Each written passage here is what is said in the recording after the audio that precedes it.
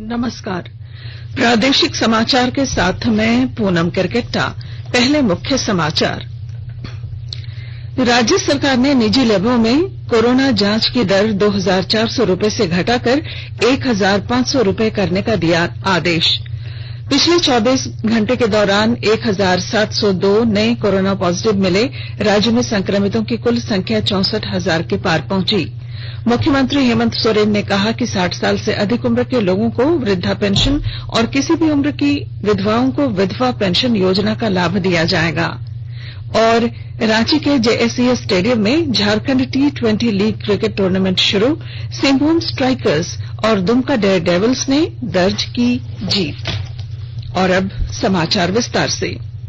राज्य सरकार ने कोरोना जांच की दर में संशोधन किया है। इसके तहत अब निजी लैब में कोरोना की जांच कराने पर 1,500 रूपये ही देने होंगे। इससे पहले मरीजों को 2,400 रूपये चुकाने होते थे। RT-PCR मशीन से कोरोना जांच में इस्तेमाल की जाने वाली किट की कीमत में गिरावट आने के कारण इस दर में संशोधन किया गया है।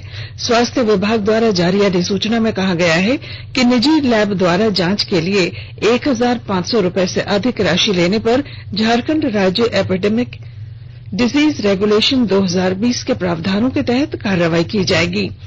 इससे पहले राज्य सरकार ने 29 जून को कोरोना की जांच के लिए शुल्क की अधिकतम राशि 2,400 रूपये निर्धारित की थी। उस समय किट की कीमत अधिक थी। अब इसकी कीमत 1,300 रूपये से घटकर लगभग 800 रूपये हो गई है। राज्य भर में पिछले 24 घंटों के दौरान 1,702 नए कोरोना पॉजिटिव मिले हैं। इसी के साथ राज्य में संक्रमितों की कुल संख्या बढ़कर 64,439 पहुंच गई है। दूसरी ओर कल 1,638 लोगों को स्वस्थ होने के बाद अस्पतालों से छुट्टी दे दी गई। इसी के साथ राज्य में स्वस्थ होने वालों की संख्या बढ़कर 49,750 पहुंच गई है, जबकि सक्रिय मामलों की संख्या 14,118 है। राज्य भर में कल कोरोना से 8 लोगों की मौत हो गई। इसी के साथ राज्य में अब तक कोरोना से मरने वालों की संख्या 571 पहुंच गई है। पश्चिमी सिंहभूम जिले के चाईबासा में तेजी से फैल रहे कोरोना संक्रमण की चेन तोड़ने के लिए कारोबारियों ने आज से 21 सितंबर तक दुकानें बंद रखने का निर्णय लिया है। मारवाड़ी सम्मेलन चाईबासा शाखा ने इस दिशा में पहल की है। दुकानदारों से विमर्श के बाद तय किया गया कि सभी व्यवसायी अपनी अपनी दुकानें 6 दिनों तक बंद रखेंगे। स्वास्थ्य और परिवार कल्याण मंत्रालय ने लोगों को सलाह दी है कि वे नोवेल कोरोना वायरस से अपने को सुरक्षित रखने के लिए सभी बुनियादी एहतियाती उपायों का पालन करें और सामाजिक दूरी बनाए रखें। एक रिपोर्ट। सरकार ने कहा है कि आवश्यक वस्तुओं की पर्याप्त आपूर्ति जारी है और लोगों को चिंता करने की कोई जरूरत नहीं है। लोगों को सलाह दी जाती है कि वे आवश्यक वस्तुओं और चिकित्सा सामानों की खरीदारी करते समय धैर्य रखें और शांत रहें। आवश्यक वस्तुओं को खरीदने के लिए बार बार बाहर निकलने से बचें। साथ ही लोगों से हाथ मिलाने और गले लगने से भी बचना चाहिए। बाजार, मेडिकल स्टोर और अस्पतालों में लोग कम से कम 1 मीटर की दूरी बनाए रखें। घर पर गैर जरूरी सामाजिक समारोह से बचा जाना चाहिए और घर पर मेहमानों को नहीं बुलाना चाहिए। लोगों को अपनी आंख, नाक और मुंह छूने से बचना चाहिए और लगातार हाथ साफ करते रहना चाहिए। हाथ को दोनों तरफ से कम 20 सेकंड तक रगड़कर धोना चाहिए। यदि कोई व्यक्ति खांसी या बुखार से पीड़ित है तो वह दूसरों के संपर्क में आने से बचे और डॉक्टर से तुरंत परामर्श ले। स्वास्थ्य मंत्रालय ने कोरोना वायरस के बारे में जानकारी के लिए एक टोल फ्री नंबर 1075 जारी किया है। इधर राज्य सरकार की ओर से भी कई दिशा निर्देश जारी किए गए हैं। इस सिलसिले में सरकार ने हेल्पलाइन नंबर 181 जारी किया है। सरकार ने कहा है कि कोरोना वायरस से संदिग्ध तौर पर संक्रमित कोई व्यक्ति पाया जाता है तो इसकी सूचना 0651 जो रांची का कोड है और टेलीफोन नंबर 2261-000 तथा 2261-002 के अलावा फैक्स नंबर 2261-856 और मोबाइल नंबर 9955837428 पर दी जा सकती है। आकाशवाणी रांची भी आपसे अपील करता है कि कोविड-19 के संक्रमण से बचने और अन्य लोगों को सुरक्षित रखने के लिए कृपया घर पर ही रहें और सरकारी दिशा निर्देशों का पालन करें। रेलवे ने विशेष मार्गों पर भारी मांग को देखते हुए इस महीने की 31 तारीख से 20 जोड़ी क्लोन स्पेशल ट्रेन चलाने का फैसला किया है। जिन रेलगाड़ियों में प्रतीक्षा सूची लंबी होती है और मांग अधिक होती है, उसके लिए एक और ट्रेन चलाई जाती है, जिसे क्लोन ट्रेन कहा जाता है। नई घोषित क्लोन ट्रेन निर्दिष्ट समय पर चलेंगी और पूरी तरह आरक्षित रहेंगी। भूमि सुधार में अनियमितता को लेकर खूंटी जिले के कर्रा प्रखंड सह अंचल कार्यालय परिसर में आदिवासी मूलवासी जनाधिकार मंच द्वारा कल धरना प्रदर्शन किया गया। इधर रांची जिले के राहे प्रखंड सह अंचल कार्यालय के सामने भी आदिवासी मूलवासी संगठन ने अंचल कर्मियों के खिलाफ धरना प्रदर्शन कर नारेबाजी की। संघ ने कहा कि विभाग की लापरवाही के कारण जमीन की ऑनलाइन एंट्री में हुई गड़बड़ी में सुधार नहीं हो पा रहा है, जिससे रैयतों का लगान रसीद नहीं कट पा रहा है। संघ ने इसे जल्द से जल्द दूर करने की मांग की है। केंद्र सरकार के कौशल विकास और उद्यमिता मंत्रालय द्वारा गढ़वा जिले में युवाओं को विभिन्न प्रकार का प्रशिक्षण दिया जा रहा है। इसके माध्यम से युवाओं को रोजगार देने के साथ ही उनकी आमदनी बढ़ाने का प्रयास किया जा रहा है। विस्तृत ब्यौरा दे रहे हैं हमारे गढ़वा संवाददाता। गढ़वा जिले में बेरोजगारी और पलायन की समस्या बड़े पैमाने पर है। इसको देखते हुए गढ़वा जिले को उन आकांक्षी जिलों में चयनित किया गया है जहां भारत सरकार कौशल विकास और उद्यमिता मंत्रालय द्वारा कौशल विकास के लिए योजनाएं चल रही हैं। इन योजनाओं के माध्यम से यहां के युवाओं में कौशल विकास कर उन्हें रोजगार से जोड़ने का प्रयास किया जा रहा है। सरकार का मानना है कि यदि हम सही मायने में रोजगार के लिए लोगों में कौशल विकास करेंगे, तभी हम लोगों को आगे चलकर रोजगार के लिए प्रेरित कर पाएंगे। इस क्रम में यहाँ जिला कृषि विभाग से जहां लोगों को कौशल प्रशिक्षण देने हेतु मशरूम की खेती, प्लांटेशन, फिश फार्मिंग, मछली पालन, मधुमक्खी पालन आदि का प्रशिक्षण दिया जा रहा है। वहीं कपड़े के बैग बनाने, मास्क बनाने, पेपर का दोना, महुआ के फल से तेल निकालने के अलावे सैनिटरी नैपकिन, गोंद का उत्पाद आदि भी उन्हें प्रशिक्षण दिया जा रहा है। विनोद कुमार पाठक, आकाशवाणी समाचार, गढ़वा। झारखंड उच्च न्यायालय के न्यायाधीश ए.के. चौधरी की अदालत में कल धनबाद नगर निगम के तत्कालीन सहायक सांख्यिकी पदाधिकारी रामजी प्रसाद के मामले में सुनवाई हुई, जिसमें अदालत ने उनकी अपील खारिज करते हुए निचली अदालत से मिली सजा बरकरार रखी है। अदालत ने कहा कि अभियोजन इस मामले में रिश्वत मांगने के आरोप को साबित करने में कामयाब रहा है। ऐसे में निचली अदालत के फैसले में हस्तक्षेप करने की जरूरत नहीं है। धनबाद की निगरानी कोर्ट ने रामजी प्रसाद को रिश्वत लेने के मामले में 4 साल की सजा और 1.5 लाख रुपए का जुर्माना लगाया है। आकाशवाणी के ताजा तरीन समाचारों के लिए आप हमारी वेबसाइट newsonair.com पर लॉग ऑन कर सकते हैं। ताजा समाचार Twitter handle @AIR news alerts और Facebook page all India radio news पर भी उपलब्ध है।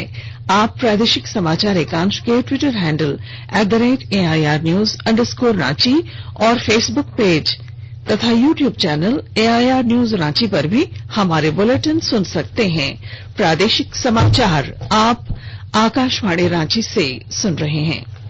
मुख्यमंत्री हेमंत सोरेन ने कहा है कि राज्य के 60 साल से अधिक उम्र के सभी लोगों को वृद्धा पेंशन और किसी भी उम्र की विधवाओं को विधवा पेंशन योजना का लाभ दिया जाएगा। मुख्यमंत्री कल उप राजधानी दुमका में सरकार द्वारा कार्यक्रम के तहत परिसंपत्तियों का वितरण कर रहे थे। इस दौरान मुख्यमंत्री ने लोगों को सरकार द्वारा चलाई जा रही योजनाओं की जानकारी दी। जो परिसंपत्ति दी गई है, अभी और सारे लोग हैं जिनका कई योजनाएं मिल रही है, वो योजना का लाभ भी आप सबको मिलेगा, क्योंकि हम लोग एक शुरुआत करके जा रहे हैं ताकि आप सब लोगों को धीरे धीरे सरकार की योजनाओं का लाभ मिलता रहे। ऐसे स्थिति में हम लोगों ने काफी सावधानी के साथ अपने ग्रामीण क्षेत्र के लोगों के लिए, गरीब युवा लोगों के लिए सरकार की योजनाओं का लाभ उनको मिले, इसके लिए हम लोगों ने अब अनलॉक की प्रक्रिया को ध्यान में रखते हुए ग्रामीणों को आवाज मिले ये योजनाएं। कोविड-19 के खिलाफ लड़ने वाले स्वास्थ्य कर्मचारियों के लिए प्रधानमंत्री गरीब कल्याण पैकेज बीमा योजना को अगले 6 महीने के लिए बढ़ा दिया गया है। इसे इस वर्ष 30 मार्च को 90 दिनों की अवधि के लिए घोषित किया गया था और फिर 25 सितंबर तक 90 दिनों के लिए और बढ़ा दिया गया। इस योजना को अब 180 दिनों के लिए बढ़ा दिया गया है। यह केंद्रीय योजना सामुदायिक स्वास्थ्य कार्यकर्ताओं सहित उन स्वास्थ्य सेवा प्रदाताओं को 50 लाख रुपए के बीमा के दायरे में लाती है जिन्हें कोविड-19 रोगियों के सीधे संपर्क और देखभाल में रहना पड़ सकता है और उन्हें संक्रमित होने का जोखिम बना रहता है। केंद्रीय वित्त राज्य मंत्री अनुराग सिंह ठाकुर ने कहा है कि सरकार ने जरूरतमंद कामगारों को रोजगार मुहैया कराने के लिए मनरेगा योजना के अंतर्गत आत्मनिर्भर भारत पैकेज के जरिए 40,000 करोड़ रुपए का प्रावधान किया है। राज्यसभा में एक प्रश्न के लिखित उत्तर में श्री ठाकुर ने कहा कि यह राशि मनरेगा के अंतर्गत वित्त वर्ष 2020-21 के लिए आवंटित 61,500 करोड़ रुपए से अतिरिक्त है। राष्ट्रीय कृषि और ग्रामीण विकास बैंक नाबार्ड आगामी 2 अक्टूबर से यानी गांधी जयंती के मौके पर महिला स्वयं सहायता समूहों के लिए एक नई ऋण योजना लागू करने जा रहा है। इसका उद्देश्य महिला समूहों को चिप्स, अचार और जैम जैसी सामग्रियों के उत्पादन शुरू करने में मदद करना है। बैंक के अध्यक्ष GR चिंथला ने तमिलनाडु के विरुधुनगर में कल ये घोषणा की। राजधानी रांची स्थित Jharkhand state cricket association JSCA stadium में कल Jharkhand T20 league cricket tournament की शुरुआत हुई। BCCI के पूर्व कार्यवाहक सचिव अमिताभ चौधरी ने गुब्बारे उड़ाकर टूर्नामेंट का उद्घाटन किया। शारीरिक दूरी और कोविड गाइडलाइन का पालन करते हुए कल मैच का आयोजन किया गया। पहले दिन के शुरुआती मैच में सिंहभूम स्ट्राइकर्स ने रांची राइडर्स को 7 विकेट से हराया। वहीं दूसरे मैच में दुमका डेयर डेविल्स ने रोमांचक मुकाबले में जमशेदपुर जगलर्स को 1 रन से पराजित कर दिया। आज का मुकाबला रांची रेडर्स बनाम जमशेदपुर जगलर्स सुबह 9 बजे से, जबकि दूसरा मैच धनबाद डायनामोस बनाम बोकारो ब्लास्टर्स दोपहर 1:30 बजे से होगा। विभिन्न मांगों को लेकर रांची के मोरहाबादी मैदान में डटे सहायक पुलिस कर्मियों ने कल श्रमदान कर मैदान की सफाई की। इसमें नगर निगम के सफाई कर्मचारियों ने भी उनकी मदद की। इस मौके पर मौजूद मेयर आशा लकड़ा ने सहायक पुलिस कर्मियों की मांगों का समर्थन किया। जैसा कि आपको मालूम है कि सहायक पुलिस कर्मी स्थायीकरण की मांग को लेकर पिछले 4 दिनों से विरोध प्रदर्शन कर रहे हैं। रांची के चान्हो थाना क्षेत्र के बीजूपाड़ा खलारी मार्ग स्थित भगत मोड़ के पास कल शाम एक हाईवा की चपेट में आने से मोटरसाइकिल सवार पिता पुत्र की मौत हो गई, जबकि एक महिला घायल हो गई। इसे इलाज के लिए रिम्स भेजा गया। रांची विश्वविद्यालय के अंतर्गत कॉलेजों में स्नातक में नामांकन की पहली सूची के लिए आवेदन और फीस जमा करने की अंतिम तिथि 15 सितंबर से बढ़ाकर 18 सितंबर कर दी गई है। नामांकन की दूसरी सूची 18 सितंबर को जारी की जाएगी। गोड्डा जिला प्रशासन द्वारा शहरी क्षेत्र में लगातार कोरोना की जांच की जा रही है। सभी दुकानदारों से अपील की गई है कि वे कोरोना जांच कराएं, नहीं तो उनकी दुकानें सील कर दी जाएंगी। और अब अखबारों की सुर्खियां। राज्य से प्रकाशित लगभग सभी अखबारों ने LAC पर चीनी सैनिकों की हलचल और रक्षा मंत्री राजनाथ सिंह के बयान को प्रमुखता से प्रकाशित किया है। लोकसभा में रक्षा मंत्री राजनाथ सिंह द्वारा दिए गए बयान सेना हर चुनौती से निपटने के लिए तैयार है हिंदुस्तान ने अपना शीर्षक बनाया है। वहीं दैनिक जागरण ने लिखा है LAC पर चुनौती, सेना तैयार। जबकि दैनिक टाइम्स ऑफ इंडिया ने लिखा है चीन ने सीमा करार का किया उल्लंघन, भारत भी है तैयार। वहीं अंग्रेजी दैनिक हिंदुस्तान टाइम्स लिखता है चीन ने सीमा पर किया सैन्य अभ्यास, समझौते का किया उल्लंघन। राजधानी रांची के बेड़ो में डायन का आरोप लगाकर एक दंपति की हत्या की खबर को प्रभात खबर ने अपने पहले पन्ने पर प्रमुखता से जगह दी है। जबकि गुमला और बेड़ो में 7 ग्रामीणों की हत्या की खबर रांची एक्सप्रेस ने पहले पन्ने पर प्रकाशित की। झारखंड विधानसभा में 18 सितंबर से शुरू होने वाले मॉनसून सत्र की खबर को दैनिक भास्कर ने पहले पन्ने पर जगह दी है, जिसका शीर्षक है झारखंड लैंड म्यूटेशन बिल समेत 5 विधेयक लाएगी सरकार। और अब बुलेटिन के आखिर में मुख्य समाचार एक बार फिर। राज्य सरकार ने निजी लैबों में कोरोना जांच की दर 2,400 रूपये से घटाकर 1,500 रूपये करने का दिया आदेश।